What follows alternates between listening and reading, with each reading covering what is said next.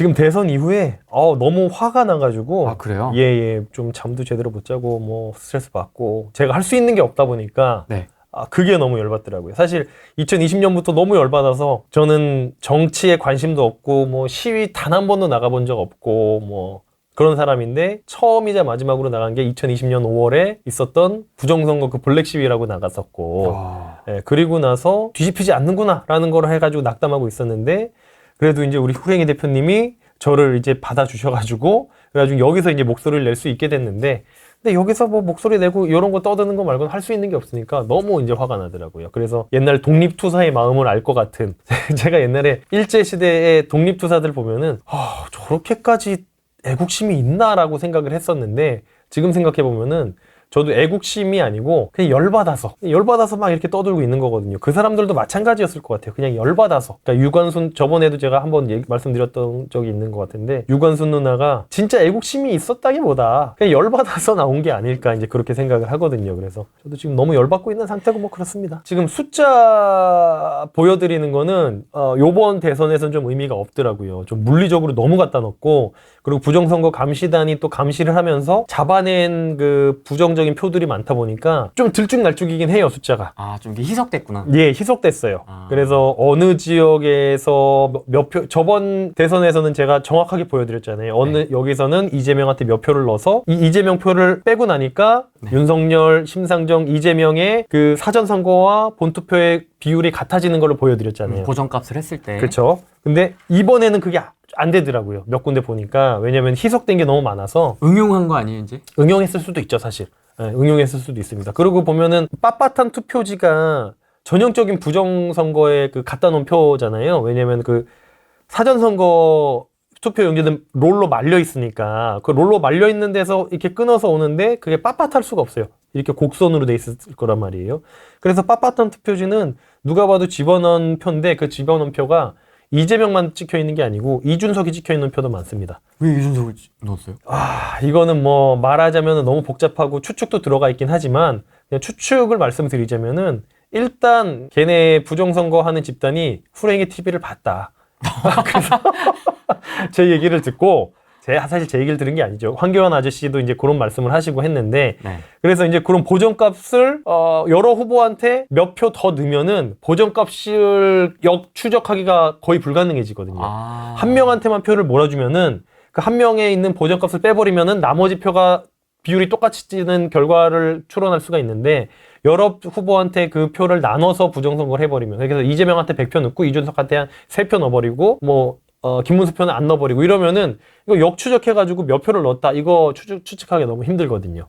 그러다 보니까 이제 이준석 표에도 넣지 않았을까 이제 그렇게 생각을 하고요. 숫자적으로 제일 그냥 좀 이상한 게 그냥 이거는 발표되어 있는 숫자입니다. 이거는 제가 뭐 어디 엑셀 선관위에서 엑셀 떠온 게 아니고 발표된 숫자로 제일 이상한 숫자 보시면은 출구조사 표 보시면 돼요. 그 김문수랑 이재명 출구조사 보면은 한 10% 넘게 차이가 나는 걸로 발표가 됐어요. 출구조사 7시, 8시쯤 나왔죠. 출구조사 그게 뭐 김문수 뭐 다 조금씩 다르지만 김문수 39, 뭐 이재명 51 뭐 요런 식으로 거의 12% 차이로 이재명이 이기는 걸로 출구조사가 나왔단 말이에요. 맞습니다. 근데 출구조사는 뭐죠? 본투표에서만 해요. 사전선거에서는 출구조사 발표를 안 합니다. 왜냐면은 사전선거에서는 본투표에 영향을 미칠 수 있기 때문에 그 사이에서는 어떤 아예 그 유세도 못하게 돼 있잖아요. 사전선거랑 본투표 사이에서는 그런 선거에 관련된 어떤 발표도 못하게 돼 있습니다. 그래서 출구조사는 본투표에서만 하는 거예요. 근데 검색해보시면 아시겠지만 본투표에서는 오히려 김문수가 이겼어요. 김문수가 이재명을 꽤 많은 차이로 본투표에서는 김문수가 이기는 걸로 나오거든요. 근데 출구조사에서는 이재명이 12% 이긴 걸로 나와. 이상한 거 아니냐는 거죠. 본투표에서는 김문수가 이겼는데 본투표를 베이스로 하는 출구조사에서는 이재명이 12%로 이긴 걸로 나온다? 이거 조작된 거죠. 이게 물리적으로 가능할 수가 없는 숫자잖아요. 그죠? 근데 사람들은 저는 이제 친구들 단톡방에서도 저도 이제 나이가 있다 보니까 친구들이 다 정치 관심들이 있고 그리고 40대다 보니까 친구들이 다 약간 빨간 쪽 애들이 많아요. 빨간 쪽이 아니고 파란 쪽이지. 파란 쪽 애들이 많아요. 빨갱이들. 그래서 걔네들이 막 이재명 이겼다고 좋아하는 거예요. 근데 제가 그때 그래가지고 새벽에 보냈어요. 야, 이거 이상한 거 아니냐. 야, 출구조사는 본투표를 베이스로 하는 거고 걔네들은 제가 부정선거를 얘기해도 말도 안 된다고 얘기를 하는 친구들이거든요. 그래도 교류는 계속 하시네요. 교류는 하죠. 내 승질 같으면 그냥 나와버렸을 텐데 톡방에서. 아니죠. 니들이 몰라서 그렇다 얘기를 하죠. 아. 왜냐면은 제가 공부 잘한 건 아시네? 제가 공부를 잘했거든요. 네. 스카이. 저희 스카이 출신이잖아요. 스카이 it's 예. different. 예, 그래서 그 단톡방 안에서도 제가 공부를 제일 잘했단 말이죠. 그러니까 니들이 멍청해서 그렇다라고 얘기하면은 나들 아무 말도 못하니까. 그래서 네, 뭐 그런 식으로 그냥 니들이 틀렸고 10명, 20명, 30명 있어 니들이 틀렸고 전 내가 맞다라고 이제 그렇게 얘기를 하기 때문에 열받지만 뭐 아니 근데 모르는 걸로는 그들이 모른다고 해서 저는 그건 열받지 않아요. 근데 몰랐어. 그래서 나는 알고 그래서 이제 까보자. 요거를 검증하자 하는데 검증하는 걸 부정하는 건 열받죠. 검증하자고 하는 걸 부정하죠. 그걸 막으면 안 되지. 그걸 막으면 안 되죠. 그건 하게 해주죠. 네네. 근데 이제 강성 애들은 그거 돈 들여서 그런 거 왜 하냐 막 이렇게 얘기를 하는 거예요. 야, 내가 한 일주일 밤새서라도 내가 직접 까볼 테니까 돈 안 들이고 좀 깠으면 좋겠다고 그냥 그렇게 얘기를 하는데 자, 아무튼 그래서 출구조사와 본투표가 그렇게 차이가 있다는 거는 애초에 말이 안 되는 거예요. 그죠? 그래서 애초에 시작부터 이거는 부정선거라는 게 명백하게 드러나고 사실 시작됐다고 생각을 하고 뭐 그렇습니다. 그래서 이번에는 사람들이 이상하게 조용한 게 저도 사실 좀 무섭긴 해요. 이게 그래도 윤석열 대통령이 대통령으로 있을 때는 부정선거 얘기해도 좀 그래도 대통령이 이게 뭐라고 그리고 검찰 출신이고 하고 있으니까 이제 좀 어느 정도는 얘기해도 되겠다 싶었는데 지금 이렇게 막 깡패가 대통령이 되고 나니까 무서운 거예요. 그래가지고 이거를 얘기를 해야 되나 싶기도 하고 요새 유튜브도 보면은 다 엄청 검열받는 것도 아시죠? 네. 저도 보면은 유튜브가 2,000명밖에 안 되다 보니까 이런 조그만 유튜브들은 엄청나게 규제합니다. 유튜브에다가 문의를 해도 자기네들은 뭐 그냥 규정대로 한 거다라는 답변밖에 돌아오지 않고요. 이렇게 이제 탄압이 엄청나게 들어오고 있는데 리스트에 들어갔나 보네요. 리스트에 좀 들어간 것 같기도 하더라고요. 뭐 니들이 탄압해도 근데 저는 돈 잘 벌고 있으니까 그거는 뭐 상관없긴 한데. 강남 산다. 그죠. 뭐 경매 잘하고 있다. 경매 잘하고 있다. 예. 경매가 지금 경기가 너무 안 좋으면은 오히려 경매가 더 잘 되잖아요. 그래서 저는 앞으로 한 2, 3년 안에 빠싹 경매 빠싹 해서 네 이제 활성화 될 때는 이제 그때는 이제 팔아야죠. 팔던가 이제 그때 이제 세미나 다시 하려고 이제 그렇게 생각을 하고 있습니다. 지금 세미나는 좀 줄였고 그래서 부동산 이야기는 이따 후반부에 네 후반부에 할 거고 말씀드리겠습니다. 네네 워싱턴에서 기자회견을 했어요. 누가요?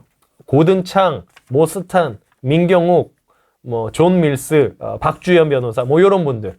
그러니까 이제 부정선거에 대해서 계속 꾸준하게 목소리를 내고 있는 분들이 지금 부정선거를 했고요. 특히나 고든창 영상을 제가 보여드렸죠. 트럼프 아저씨가 나와가지고 10팩에서 Great Golden창, Stand Up Golden 하면서 고든창이 거기서 거의 4분 정도를 혼자 연설을 했거든요. 그게 이제 고든창에 대해서 이제 국내 언론에서는 뭐 이상한 사람이라고 얘기를 해요. 뭐 적도 없는 사람이고 그리고 또 모스탄 대사에 대해서도 전 대사다 이렇게 얘기를 하는데 그 사람들이 거의 장관급이야. 장관급. 우리나라로 치면요. 그런 사람들이 가서 이제 기자회견하고 이제 슬슬 부정선거에 대해서 미국에서 다루려고 시동을 걸고 있는 것 같은 이제 뭐 그렇게 보여지더라고요. 이게 어떻게 이번에도 또 이럴 수가 있지? 그러니까 저는 안 할 줄 알았습니다. 이게 당연히 안 할 줄 알았죠. 그렇게 계엄까지 할 정도로 난리를 쳤는데 어떻게 또 그러지? 더 했더라고요. 네. 양을 많이 집어넣은 거예요? 엄청나게. 그러니까 보시면은 제가 저번 그 대선 전에 이재명 지지하는 사람이 어디 있어라고 말씀드렸잖아요. 근데 이거 실질적으로 본투표가 실제 진짜 투표라고 보시면 되거든요. 사전투표는 말도 안 되는 거고 본투표를 보면은 김문수가 한참 이겨요. 거의 한 5, 6%? 6, 7%로 본투표만 보면은 김문수가 이기는 걸로 나와요. 근데 사전투표에서 거의 20% 가까이를 이재명이 이겨서 토탈 9% 정도 차이가 났나요? 8%, 9%? 그렇게 차이가 나는 걸로 나오는데 실질적으로는 김문수가 한참 이겼어요. 그리고 거의 지금까지 뭐 대통령 선거 보면은 그렇게 7, 8%씩 차이 난 적이 있나요? 거의 없는 걸로 제가 알고 있는데 이번에는 실질적인 투표는 김문수가 7, 8% 차이로 이겼습니다. 실질적으로는. 진짜 목숨 걸고 집어넣은 거죠. 이번에 보면은 사전선거랑 본투표의 차이가 이렇게까지 많이 난 또 부정선거가 또 없었어요. 진짜 할 수 있는 거 방법 다 해가지고 막 갖다 집어넣은 것 같더라고요.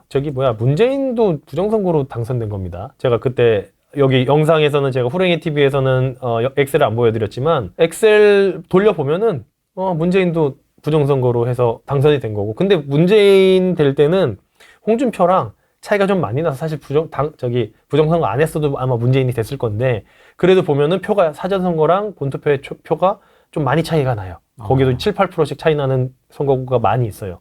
그래서 문재인이 당선될 때도 그 부정선거가 이루어졌다고 저는 생각을 하고 있고, 근데 이제 이번에는 막 20%까지 막 차이가 나게 해버렸으니까 말도 안 되게 그냥 이제 갖다 집어넣을 수 있는 만큼 다 갖다 집어넣은 거라고 생각이 들고요. 요거 보시려면은 박주연 변호사 그 유튜브 보시면은 네. 이거 여기 처음부터 끝까지 여기 있는 영상들 있잖아요. 이게 다 다른 선거구에 있는 다 다른 증거들입니다. 너무 많아요. 너무 많아. 이거 하나씩 다 보시죠. 이거는 여기서 보여드리기에는 몇 시간 걸리니까. 근데 이렇게 많은데 왜 이렇게 조용해요, 언론은? 언론이 조용한 게 문제죠. 그러니까 지금 그 부정선거를 하기 위해서 두 가지가 선행이 돼야 돼요. 언론 장악해야 되고요. 사법부 장악해야 되고요. 그 두 개만 장악하면 끝입니다. 그러니까 입법부는 부정선거로 자기네들이 마음에 드는 사람을 뽑으면 되는 거고, 행정부도 대통령을 자기가 마음에 드는 사람을 뽑으면 되는 거고. 그러니까 삼권 분립에서 입법, 사법, 행정이잖아요. 사법은 투표로 뽑는 이제 게 아니기 때문에 자기네들이 임명을 해야 되기 때문에 차곡차곡 그 뭡니까 판사들 그 뭐지 그 저기 우리법연구회 그런 애들 갖다가 차곡차곡 갖다 집어넣은 거고, 투표는 이제 언론을 또 장악해야지 조용히 잠잠해질 수 있으니까 언론사를 장악을 한 건데, 언론사에 대한 거는 제가 말씀 안 드리겠습니다. 너무 좀 거대한 세력이 있어서 A웹이 USAID의 지원을 받고 있는 부정선거를 전 세계로 수출하는 집단이라고 제가 말씀을 드렸었고, 그 A웹이 중앙선거관리위원회에 그렇게 선거 데이터베이스를 깔아준 거고, 그 USAID를 트럼프가 일론 머스크를 시켜서 도지 그 효율성위원회를 나오자마자 일론 머스크의 역할은 그거 하나였어요. USAID 철폐. 그래서 USAID가 철폐되고 나서 트럼프는 USAID가 들어간 게 너무 USAID 자체가 거의 60년, 70년이 된 단체이기 때문에 거기 후원을 받는 데가 너무 많아요. 우크라이나 전쟁도 마찬가지고, 뭐 파리 협약. 그러니까 조금 약간 좌파적인 냄새가 나는 단체 같은 데 있죠. 네. 예를 들어서 뭐 옛날에 WHO인가요?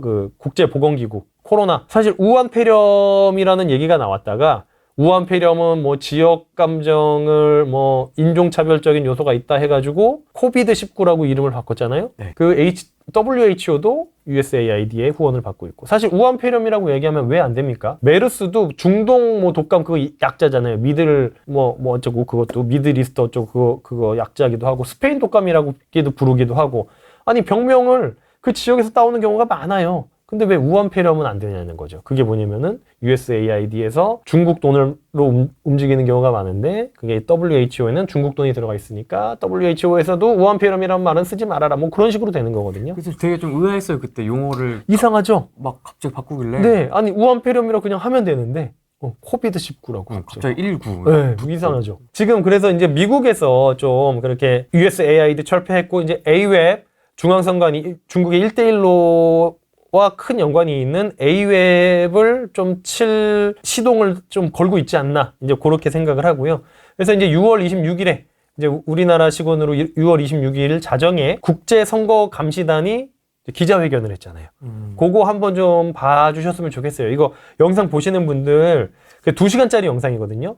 근데 후랭이 TV 제가 얘기했던 부정선거 영상 보셨던 분들은 그 얘기가 제가 했던 얘기들이 거의 많이 나옵니다. 그래서 잘 보면은 제가 인사이트가 있었던 게 아니고 제가 그 사람들의 얘기를 갖고 와서 여기 후랭이 TV에서 얘기를 했던 거거든요. 그래서 고든창이나 그 존 밀스 대령이 트럼프 1기에서 국방 저도 정확히 뭐 하신 분인지 모르겠는데 트럼프 1기에서 되게 중요한 국방 역할을 하셨던 분이 지금은 좀 국제적으로 이렇게 좀 대사 역할을 하고 있으면서 그렇게 하시는 분이고, 그리고 또 모스탄 대사는 거기 없었던 것 같고, 뭐 아무튼 여러 그 주요 인사들이 가서 그걸 했으니까, 기자회견을 했으니까 여러분들이 그 2시간짜리 기자회견을 좀 봐주셨으면 좋겠고요. 아마 우리 후랭이님께서 링크 남겨놓겠습니다. 링크 이제 밑에 걸어 놓으실 거니까 그거 영상 2시간짜리인데 좀 2배속으로 해가지고, 어차피 거기 링크에 보면은 자막 다 잘 돼 있거든요. 그래가지고 그 링크 해가지고 꼭 한번 보셨으면 좋겠고요.